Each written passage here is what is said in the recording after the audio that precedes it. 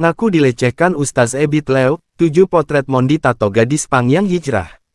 Pengakuan Mondi Tato seorang gadis Pang yang telah hijrah sukses mengejutkan publik. Dalam video yang beredar di media sosial, Mondi bercerita bahwa ia ikut kegiatan dakwah Ustaz Ebit Lew di Malaysia. Pada momen tersebut, Mondi mengungkapkan Ustaz Ebit Lew berusaha untuk menyentuh dan mengelus-ngelusnya.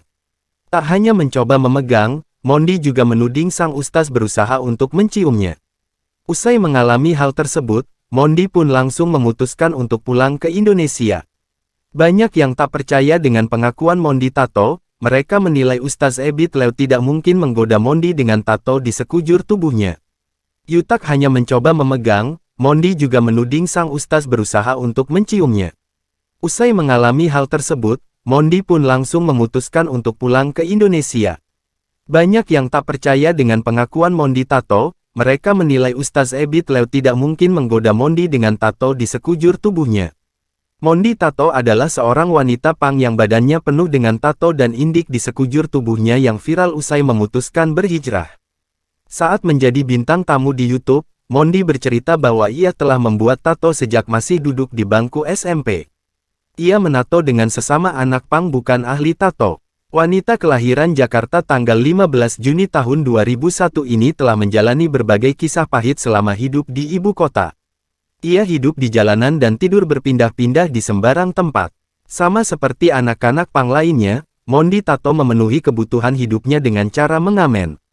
Siapa sangka, Mondi Tato adalah seorang ibu yang memiliki anak laki-laki yang kini berusia 4 tahun.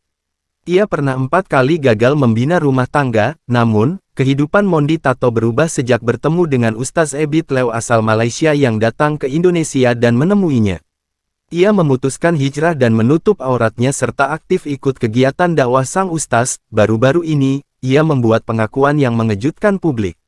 Mondi Tato mengaku mendapat pelecehan dari sang ustaz yang kini menjadi perbincangan publik. Ustadz asal Malaysia Ebit Lew laporkan Mondi Tato ke polisi, setelah sang selebgram mengaku dilecehkan. Ebit Irawan bin Ibrahim Lew atau yang lebih dikenal sebagai Ebit Lew merupakan seorang pengusaha serta ustadz asal Malaysia. Ebit Lew dikenal karena pendekatannya yang menyantuni masyarakat fakir miskin, remaja, dan golongan penyuka sesama jenis atau LGBTQ+. Pada tanggal 15 September tahun 2023, seorang influencer TikTok asal Indonesia yang bernama Mondi Tato melakukan wawancara di YouTube channel Caprise Original Films asal Malaysia. Dugaan pelecehan seksual yang dilakukan Ebit Lew terjadi setelah sang ustadz dan Mondi Tato tersebut tiba di Malaysia dari Indonesia dan masuk ke dalam mobil bersama seorang sopir. Dalam podcast milik artis Malaysia, Caprise, Mondi Tato menceritakan bahwa Ebit Lew membuatkan paspor dalam sehari dan pergi hari itu juga untuk terbang ke Malaysia. Saat itu yang dipikirkan Mondi, sang ustadz ingin memberikannya pekerjaan untuk berjualan sambal. Namun hingga siaran podcast tersebut direkam, Mondi tidak mendapatkan kejelasan. Ketika mereka berada di dalam mobil, Ebit Lew menyentuh tangan Mondi, menarik jubahnya, menutup tirai untuk menghalangi pandangan pengemudi ke kursi belakang serta mencondongkan tubuhnya ke arahnya. Meskipun demikian, situasi tersebut bisa dicegah oleh sang sopir yang bertanya mengapa tirai ditutup. Sang pendakwa tersebut diduga menjawab bahwa Mondi sensitif terhadap cahaya, seperti yang dikutip dari World of Bass. Bukan hanya saat di mobil, sang ustadz juga sempat mencari kesempatan lain menyentuh Mondi.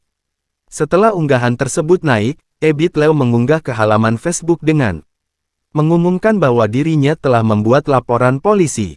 Dirinya melaporkan Mondi ke kantor polisi USJ 8, Malaysia atas tuduhan-tuduhan yang dilontarkan oleh influencer tersebut, setelah ia kembali ke Malaysia dari Arab Saudi. Ebit Lew menulis, "Saya baru saja tiba dari Jeddah pada pukul 12.30 malam tadi, langsung pergi ke kantor polisi untuk membuat laporan tentang fitnah yang sangat keterlaluan dan sama sekali tidak berdasar terhadap saya.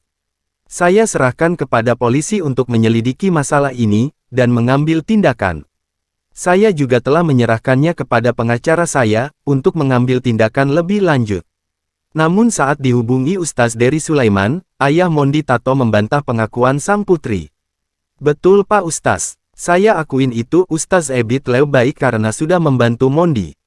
Dan saya sudah minta maaf ke Ustaz Ebit, ujar ayah Mondi saat melakukan panggilan video dengan Ustaz Dery Sulaiman. Menurut ayah Mondi, sang putri diduga menerima tekanan sehingga memfitnah Ustaz Ebit Lew. Hal itu diungkap ayah Mondi dalam video live yang direkam dan dibagikan. Saya sebagai orang bodoh, sebagai orang yang tidak mampu, saya mohon maaf kepada Ustaz Ebit atas perlakuan anak saya. Mungkin anak saya dalam tekanan, lanjut ayah Mondi.